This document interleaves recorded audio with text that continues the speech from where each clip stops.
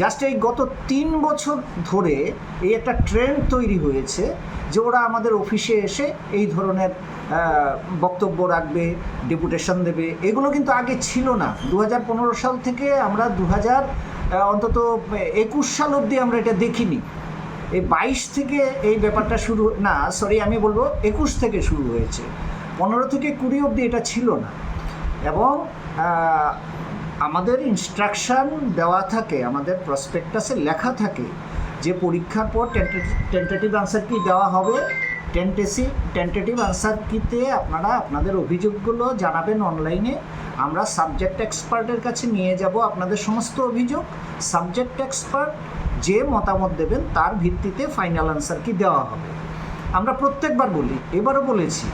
হ্যাঁ, তো ওনারা তো অনলাইনে অভিযোগ করেছেন, তারপরে অফলাইনে এসে কথাবার্তা বলার তো কোনো সিস্টেম আমাদের পরীক্ষা ব্যবস্থাপনায় নেই। আরও একটা মজার ব্যাপার আপনাদের বলি, ওদেরকেও বলেছি, 21 সালে এই রকমভাবেই 21-এর টেট পরীক্ষার পর দল বেঁধে বেঁধে ছেলেমেয়েরা আসতো, সিলেবাসের বাইরে ভুল প্রশ্ন এইগুলো নিয়ে আসতো। এবং ফাইনাল আনসার কি যখন আমরা দিই তাতে দেখা গেছে যে ক্যান্ডিডেটদের কয়েকটা চ্যালেঞ্জ টিকেছে। সাবজেক্ট এক্সপার্ট বলেছে যে হ্যাঁ এই প্রশ্নগুলোতে ক্যান্ডিডেটরা যা দাবি করছে সেটা ঠিক। তখন ক্যান্ডিডেটের ফেভারে কিন্তু রায় দেওয়া হয়েছে। সেই অনুযায়ী ফাইনাল আনসার কিও তৈরি করা হয়েছে, প্রকাশ করা হয়েছে। ফাইনাল আনসার কি তৈরি করার পর ওরা বেশ কিছু ক্যান্ডিডেট মিলে হাইকোর্টে যায়, কেস করে ওরা যে 32টা প্রশ্ন আমাদের গণ্ডগোল আছে, কোনোটা সিলেবাসের বাইরে, কোনোটার উত্তর ভুল, কোনোটা প্রশ্ন ভুল। ওরা হাইকোর্টের সিঙ্গেল বেঞ্চে যায়, গেলে পরে হাইকোর্টের সিঙ্গেল বেঞ্চ আমাদের ফেভারে রায় দিয়েছে যে টিআরবিটির উত্তর ঠিক আছে। এরপরে ওরা হাইকোর্টের ডিভিশন বেঞ্চে যায়, হাইকোর্টের ডিভিশন বেঞ্চও সমস্ত কিছু বিচার বিশ্লেষণ করে টিআরবিটির পক্ষে রায় দিয়েছে। এরপরে ওরা দল বেঁধে যায় সুপ্রিম কোর্টে, এবং সুপ্রিম কোর্টও বলে দিয়েছে না এই 32টা প্রশ্নে টিআরবিটি যে আনসার কি দিয়েছে সেটাই ঠিক। অথচ দেখুন এই দৌড়ঝাঁপের মধ্য দিয়ে আমাদের অনেকটা সময় আমাদের নষ্ট হয়েছে। সুতরাং শিক্ষার্থীদেরকে এটা বুঝতে হবে, তাদের অধিকার তো কোথাও খর্ব হচ্ছে না।